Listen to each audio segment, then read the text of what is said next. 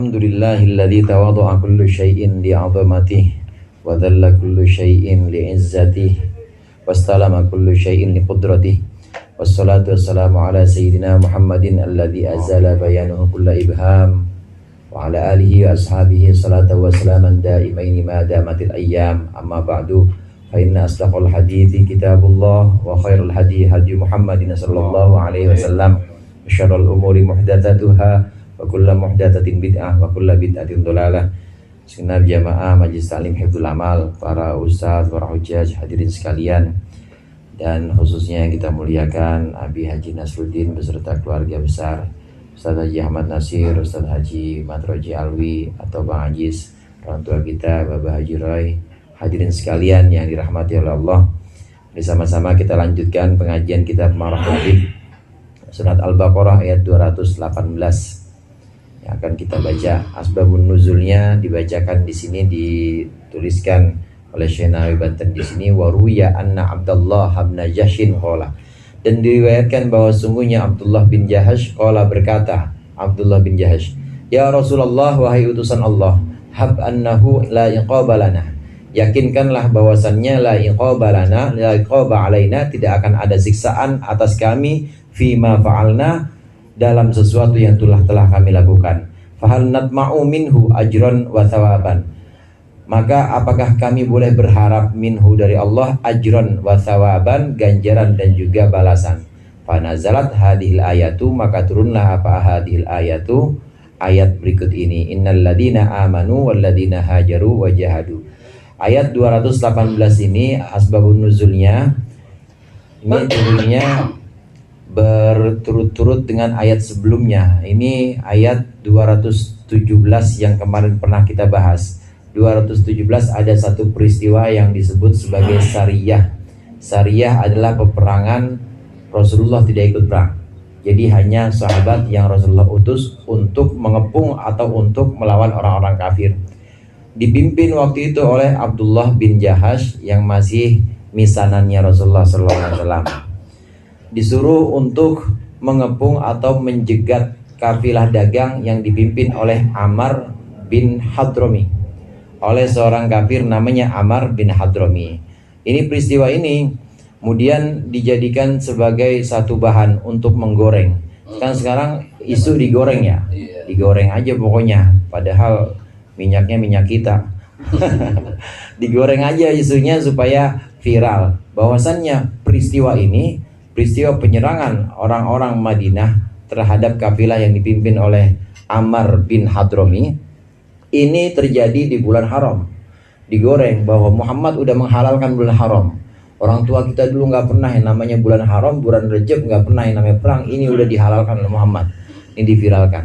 Nah, diyakinkan oleh Nabi Muhammad bahwa ini belum bulan haram, belum masuk bulan Rajab. Ini masih akhir Jumadal Akhirah, masih akhir dari Jumadat Tsaniyah, belum masuk bulan Rajab. Nah, ini kemudian membuat orang-orang yang tergabung dalam pasukannya Abdullah bin Jahash, orang-orang Islam, ini sedikit was-was bimbang. Ya Rasulullah, betul, apakah memang betul? Kalau memang betul ini belum bulan haram dan yang sudah kami lakukan kemarin itu tidak berdosa, tapi boleh nggak kalau kami minta balasan atau minta ganjaran? Jadi ada kekhawatiran hadirin. Ada kekhawatiran, betul nggak dosa karena udah diyakinkan oleh Rasulullah ini belum bulan haram. Tapi kemudian hab annahu la iqaba alaina, wahai Rasulullah, yakinkan kepada kami bahwa kami gak disiksa, dan yakinkanlah kepada kami bahwasannya kami layak untuk berharap balasan dan ganjaran dari Allah Ta'ala. Turunlah ayat ini, innal ladina amanu, sesungguhnya orang-orang yang beriman billahi kepada Allah wa rasulihi dan utusan Allah, walladina hajaru dan orang yang berhijrah, ay faraqu awtanahum, yaitu orang yang meninggalkan negeri-negeri mereka, wa asyairahum dan keluarga-keluarga mereka, min Makkah ilal Madinati, dari Makkah kepada Madinah, wa jahadu dan orang yang berjuang, ay badalu juhdahum, orang-orang yang mengorbankan, yang mengerahkan juhdahum akan kesungguhan mereka, fi qatlil aduwi, dalam memerangi musuh, kakotli Amr bin al-Hadrami, seperti membunuh Ammar bin Hadrami al-kafir yang kafir, fi sabilillahi, di jalan Allah, ay li'i'la'i dinillahi, Maksudnya karena untuk mengangkat atau meninggikan agama Allah, sesungguhnya orang-orang itu ulaika, mereka itu yarjuna rahmatullah, adalah orang-orang yang berharap rahmat Allah. Ayat ma'una fi thawabillah, yaitu orang-orang yang ingin sekali fi tamak itu artinya pengen sekali fi thawabillahi, kepada balasan Allah, wa ya au yanaluna jannatallah, atau mereka menginginkan jannatullah, mendapatkan jannatullah, ya akan surganya Allah. Wallahu ghafurur rahim, sesungguhnya Allah ghafurun, maha pengampun, rahimun, dan juga maha penyayang. Fayuhaqqiqu lahum, maka Allah akan menyatakan lahum untuk mereka, rojaahum, akan harapan mereka, idza matu, ketika mereka mati, alal imani, atas keimanan, wal amali sholihi, dan atas amal soleh, perbuatan yang baik. Untuk meyakinkan Abdullah bin Jahash bahwasannya peperangan peristiwa kemarin itu tidak terjadi di bulan haram dan tidak ada dosa, diyakinkan lagi bahwa nanti akan dapat balasan dari Allah berupa surga, maka turunlah ayat ini. Sesungguhnya orang-orang yang beriman dan orang-orang yang hijrah serta berjuang di jalan Allah, mereka itulah orang-orang yang berharap rahmat Allah. Ini ayat untuk meyakinkan. Hadirin sekalian, memang kondisi orang mukmin, orang Islam itu harus selalu berada di antara dua sisi ini. Sisi khauf dan roja. Sisi takut dan harap. Roja yang artinya harapan, bukan roja radio. Jangan dengerin radio roja. Ini roja harapan. Jadi khauf. Emang ada radio? Ada. Ini roja. Berharap di sini perlu kita berharap benar-benar menginginkan rahmat Allah, menginginkan balasan semua kebaikan-kebaikan Allah. Tapi tetap harus merasa khawatir atau cemas, jangan-jangan sholat saya belum diterima, jangan-jangan jihad saya, perjuangan saya semuanya masih belum karena Allah. Harus seperti itu, harus ada khaufnya.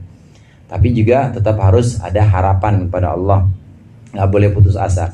Kalau dua-duanya ini dijaga dengan seimbang, maka keimanan kita insya Allah berjalan dengan sempurna.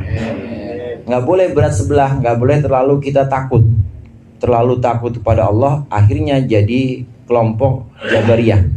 Orang yang takut banget sama Allah, orang yang terlalu cemas, saya mau udah begini, emang udah takdir Allah. Kayaknya saya mau udah, kalau kotor mau udah kotor banget. Udah orang-orang juga ngaji kayaknya bilang saya kagak pantas, akhirnya nggak mau ngaji. Ini khauf, terlalu khauf, seolah-olah dia nggak punya harapan pada Allah, nggak boleh. Atau kebangetan pede, terlalu percaya diri bahwasannya ngaji udah seminggu 7 kali, kadang ada yang seminggu 9 kali. Iya. Paginya, sorenya. Iya, pokoknya setiap ngaji dipoto, ngaji foto. Ini semuanya dilakukan. Nah, kemudian punya harapan yang tinggi bahwasannya kalau saya mah kayaknya neraka mah kagak mungkin.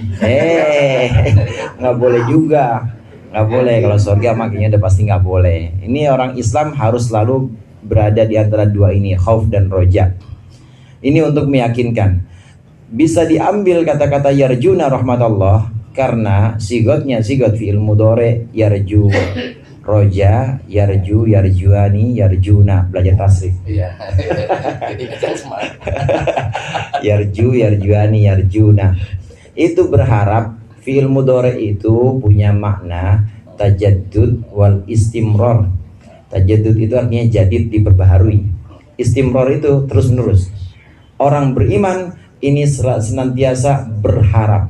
Dan kadangkala memang seperti orang yang jatuh atau orang yang benar-benar merasa rendah di hadapan Allah, tapi berharap lagi. Kemudian jatuh lagi, berharap lagi. Ini yarjuna, terus menerus istimrar dan tajaddud, diperbaharui terus. Fi'il mudhari punya makna seperti itu. Orang-orang beriman adalah orang-orang yang sifatnya antara lain orang yang selalu berharap kepada rahmat Allah, meskipun kadang-kala dia merasa takut dan cemas, tapi berharap lagi. Kadang merasa pesimis terhadap dirinya sendiri, bukan terhadap Allah, tapi dirinya sendiri, kayaknya nggak pantas saya, tapi berharap lagi. Ini orang-orang beriman. Demikian yang terjadi dalam diri Abdullah bin Jahash yang merasa bahwa masih salah kayaknya peristiwa kemarin itu. Gara-gara saya diduga berperang di bulan haram, saya rasanya nggak pantas. Tapi diyakinkan dengan ayat ini, tenang saja. Orang-orang yang beriman ini adalah orang-orang yang memang selalu berharap rahmat Allah, dan Allah Ghafurur Rahim. Allah Maha Pengampun dan Allah Maha Penyayang, pengasih dan penyayang. Rahim itu artinya penyayang. Penyayang ini khusus buat orang-orang mukmin. Kalau pengasih, siapa aja dikasih sama Allah. Rahman, jangankan orang, yang bukan orang dikasih. Itu nama Rahman. Kucing dikasih. Dia butuh pengen kawin, ada pasangannya. Dia butuh makan, ada aja yang lemparin dendeng. Pokoknya semuanya Allah jamin. Kalau Rahman, pengasih artinya. Kalau Rahim, penyayang, artinya Allah memberikan sesuatu atas dasar sayangnya. Kadangkala oleh Allah tahan, nggak dikasih. Kenapa dasarnya? Sayang. Karena Allah Maha Penyayang, itu Rahim. Untuk orang-orang beriman, Allah Maha Penyayang, dan tentunya Allah juga Maha Pengampun atas kesalahan-kesalahan mereka. Saudara sekalian, ada beberapa kata di sini, alladzina amanu walladzina hajaru, orang yang beriman kepada Allah dan Rasulnya kemudian berhijrah. Syekh Nawawi Banten menjelaskan hijrah yang dimaksud di sini berpisah dari negeri dan keluarganya. Yang dimaksud adalah Mekah menuju Madinah. Orang Mekah seperti Abdullah bin Jahash, misalnya Nabi, ini orang yang meninggalkan negerinya, kampungnya sendiri, lahir di situ, dulu main waktu kecil ya di situ sama teman-temannya. Gimana rasanya kita terusir dari kampung? Kita terusir dari kampung sendiri, di situ banyak kenangan-kenangan, di situ bukan cuma kenangan. Kalau orang hifzul mah berarti banyak aset juga. Kontrakannya ditinggalin, ya kenangannya ditinggalin. Begitu ada informasi dari Rasulullah, cegat itu orang Mekah. Ini gergetan benar-benar. Karena orang hartanya semua yang ditinggalkan di Mekah itu semua direbut oleh orang kafir, dimilikin semua oleh orang kafir. Jadi benar-benar kita bisa merasakan bagaimana Abdullah bin Jahash dan orang-orang muhajirin pada waktu itu benar-benar gemes, gergetan sama orang-orang kafir Mekah pada waktu itu. Mereka meninggalkan keluarga, kerabat-kerabat yang masih di Mekah dan belum bisa hijrah, atau memang beda keyakinan. Mereka meninggalkan negeri mereka, ditinggalkan, itu yang namanya hijrah. Ini satu pengertian kalau kita lihat dari dohir ayat ini. Bisa juga hijrah ini punya pengertian al-muhajiru, kata Rasulullah, man hajarassu. Orang yang hijrah itu adalah orang yang meninggalkan keburukan. Ada dua pengertian, saudara. Yang pertama, meninggalkan satu tempat menuju tempat lain. Yang kedua, meninggalkan satu keadaan menuju keadaan lain.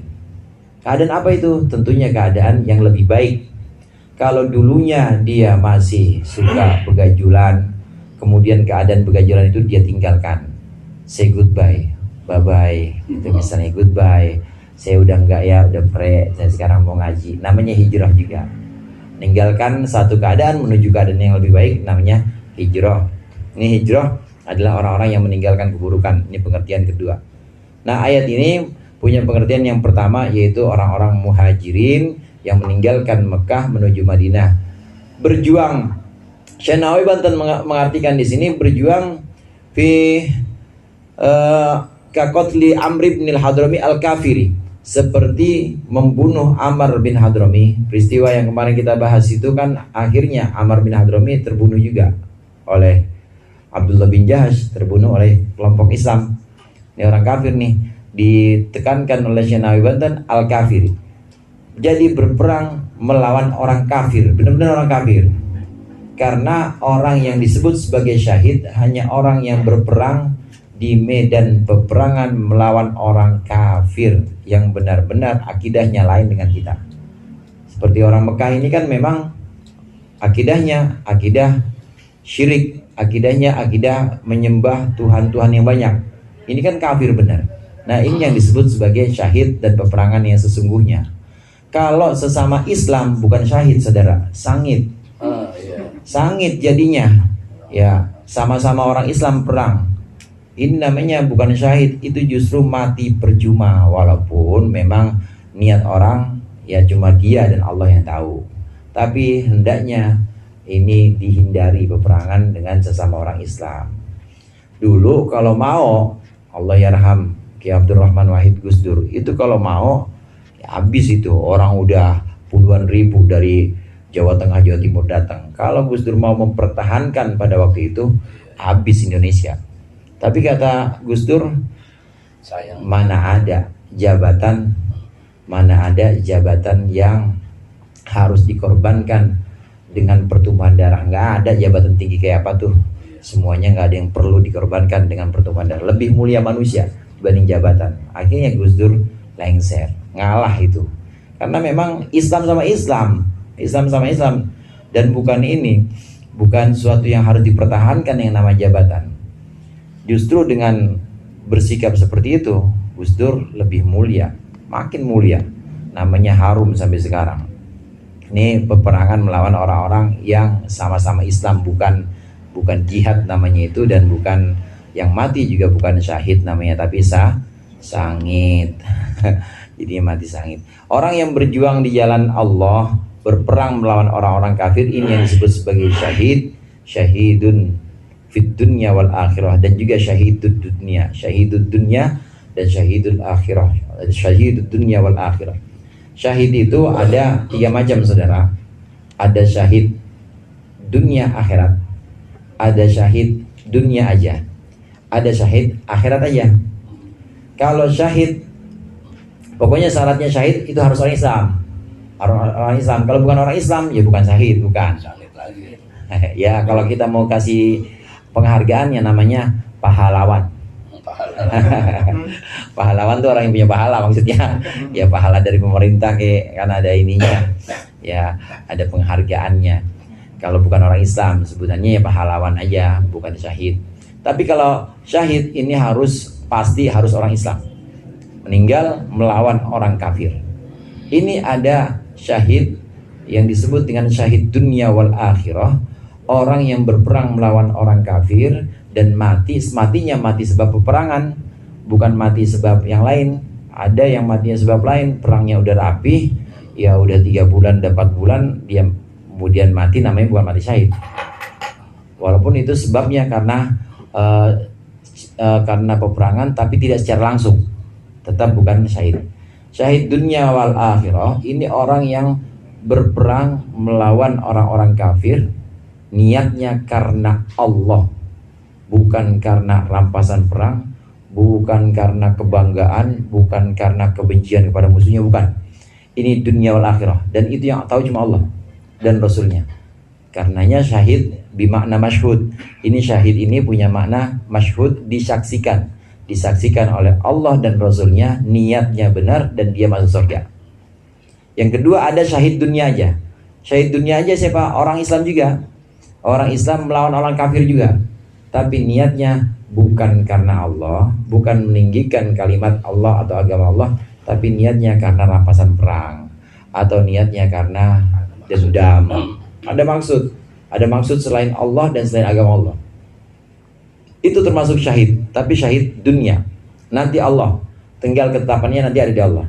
Tapi karena dia zohirnya memang kelihatan perang melawan orang-orang kafir, dan zohirnya memang dia kelihatan matinya di medan peperangan, 2 jenis syahid ini, syahid dunia akhirat maupun syahid dunia, ini tetap masuk pembahasan orang-orang dalam bab ini, dalam bab jenazah, masuk dalam pembahasan orang-orang yang tidak wajib atasnya disolati dan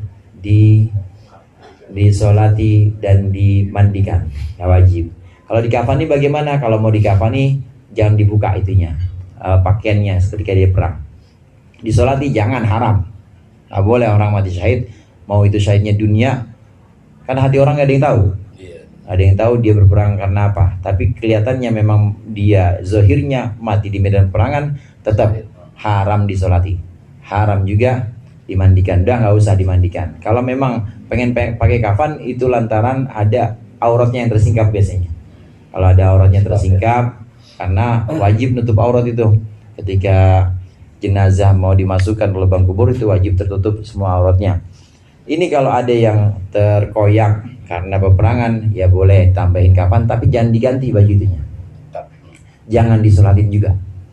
Karena kalau disolatin ngeledek orang, dia nggak butuh doa, tidak butuh doa orang-orang yang hidup, dia langsung disaksikan oleh Allah dan Rasulnya masuk surga. Nah, satu lagi ada syahid akhirat saja. Syahid akhirat ini banyak orang yang mati meninggalnya karena tenggelam, syahid akhirat. Orang yang meninggal masih dalam waktu nifas, nifas itu 60 hari, masih dalam waktu nifas, ini termasuk syahid akhirat. Termasuk sakit perut, itu juga syahid akhirat. Termasuk juga ketika ada wabah, umum balwa, ada wabah yang menyerang satu kampung, syahid akhirat juga. Covid, itu syahid akhirat. Syahid akhirat. Termasuk syahid akhirat itu orang yang meninggal ketika dia masih dalam keadaan hamil. Meskipun anaknya anak zina. Tapi jangan disengajain dia ini bukan sendiri lagi. Dia gara-gara ngaji dia bunuh diri aja. Bukan syahid itu.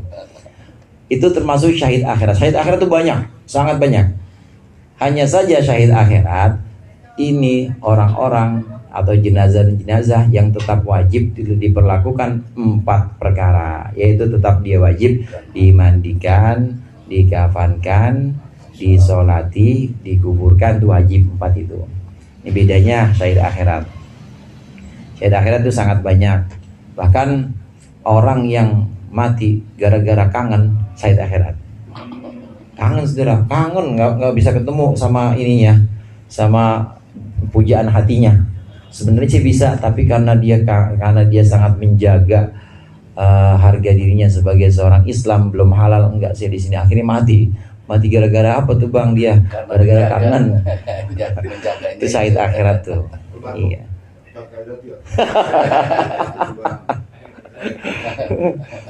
Syahid akhirat itu ya tetap diperlakukan 4 hal. Tapi syahid akhirat, pokoknya orang Islam tuh gampang, enak deh pokoknya orang Islam.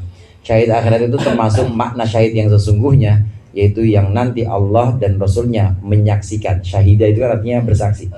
Allah dan Rasulnya menyaksikan bahwa dia adalah penghuni surga.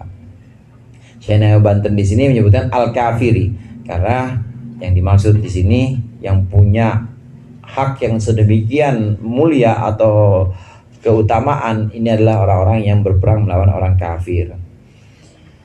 Ini orang-orang yang layak yarjuna rahmatallah, mengharap rahmat Allah. Kita sebagai orang beriman, orang Islam memang harus selalu berharap rahmat Allah. Kalau cemas sedikit, naikin lagi harapnya. Kalau harapnya terlalu tinggi, cemas lagi. Maksudnya cemas, kita merasa bahwa kita masih banyak kurang. Harus seperti itu. Dan rahmat Allah itu hadirin rahmat Allah mendahului balasannya. Balasan yang dimaksud surga. Misalnya, yanaluna jannatallah. Tapi surga itu semua atas dasar rahmat Allah. Surga atas dasar rahmat Allah. Semua atas dasar rahmat Allah. Karenanya bismillahirrahmanirrahim, kata Ar-Rahman Ar-Rahim itu ya rahmat. Dengan nama Allah yang maha pengasih lagi maha penyayang. Semua atas dasar rahmat Allah. Allah memberikan segala macam karunia-Nya itu atas dasar rahmat Allah. Bukan atas dasar perbuatannya hamba, bukan. Nah, kalau atas dasar perbuatan hamba, pasti orang kafir mati orang perbuatannya konyol semuanya, perbuatannya ingkar semuanya. Tapi Allah memberikan rahmatnya itu bukan atas dasar Allah memberikan pemberian atau karunia yang banyak bukan atas dasar perbuatan seseorang, tapi atas dasar sayang aja Allah, atas dasar rahmatnya. Karenanya orang kafir tetap dapat bagian yang menjadikan dasar bukan perbuatannya. Nah, demikian juga kita orang Islam. Kita orang Islam, orang mukmin ini bisa selamat dari neraka, masuk surga nanti. Amin nggak Pak? Ini bukan karena perbuatan kita, bukan, tapi karena rahmat Allah. Semua atas dasar rahmat Allah, bukan karena perbuatan kita. Rasulullah SAW menyebutkan, beliau bersabda, la yadkhulu, tidak akan masuk, la yadkhulal mu'minu al jannata bi amali. Tidak akan masuk surga seorang mukmin, tidak akan masuk ke dalam surga sebab amalnya. Wala anta ya Rasulullah. Demikian juga engkau ya Rasulullah, engkau juga bukan karena amalmu, bukan karena perbuatan-perbuatan yang sangat mulia dan soleh semua, bukan. Wala ana, kata Rasulullah, juga saya bukan karena itu, bukan karena amal saya. Illa ayyataghammadani Allahu birahmatihi, kecuali Allah memberikan kepada saya rahmatnya.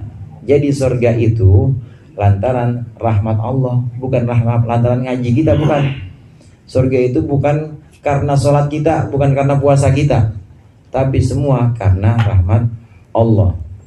Sering saya sampaikan, kalau mau dibanding-bandingin atau mau dihitung-hitungin, kalau sesuai amal, kalau amalnya ya cuma 70 tahun sholatnya, berarti surganya berapa tahun? Ya 70 tahun kalau mau per-peran. Oh iya. 70 tahun. Kalau mau hitung-hitungan sesuai amal ya sesuai amal. Ya orang amal 70 tahun dihitung pas balik udah minus 15. Yang kecil mah nggak dihitung. Udah tinggal 55 ya. 55 belum bangornya. Oh iya. Bangornya 25 tahun. Habis surganya tinggal berapa? Tinggal 10 tahun harusnya. Rahmat Allah saja. Tapi karena rahmat Allah, makanya dikasih surganya enggak 10 tahun. Dan surganya khalidina fiha, selamanya dikasih. Amin, amin, amin. Itu karena rahmat Allah. Kita jangan sekali-kali nganggap bahwa perbuatan atau amal kita lah yang bakal memasukkan kita ke surga. Terus gimana Ustaz? Berarti saya nggak usah amal dong? Ya nggak boleh, salah juga. Untuk Tetap nggak boleh begitu. Kalau begitu salah juga. Amal inilah yang nanti insya Allah yang Allah akan perhatikan dan Allah akan menurunkan rahmatnya gara-gara amal ini. Amin, amin, amin. Kita kalau ngeliat bocah, saudara, kalau ngeliat anak, ini anak kalau kita suruh pasti nurut. Kadang-kadang kagak kita suruh mobil dicuci aja, kagak kita suruh kadang-kadang kita diurutin. Ya kadang nggak pernah minta apa-apa tuh anak tuh, nggak pernah minta apa-apa. Itu kira-kira kita sayang nggak sama anak itu? Lebaran dibeliin baju. Oh, sayang pasti. Kawinin mah. Perintah-perintah Allah, semua perintah-perintah Allah kalau kita laksanakan, ini insya Allah jadi sebab rahmat Allah turun. Kelihatan kesungguhannya. Kalau kelihatan kesungguhannya dan kita benar-benar karena berharap rahmat Allah turun sebab kita sholat, rahmat Allah turun sebab kita ngaji, rahmat Allah turun sebab kita sedekah, itu insya Allah itu turun rahmat Allah. Jadi yang turun rahmat Allah, dan rahmat Allah inilah yang nanti bisa menyelamatkan kita dari neraka dan juga memasukkan kita ke dalam surga. Yas'alunaka 'anil khamri wal maisir wallahu a'lam bishawab.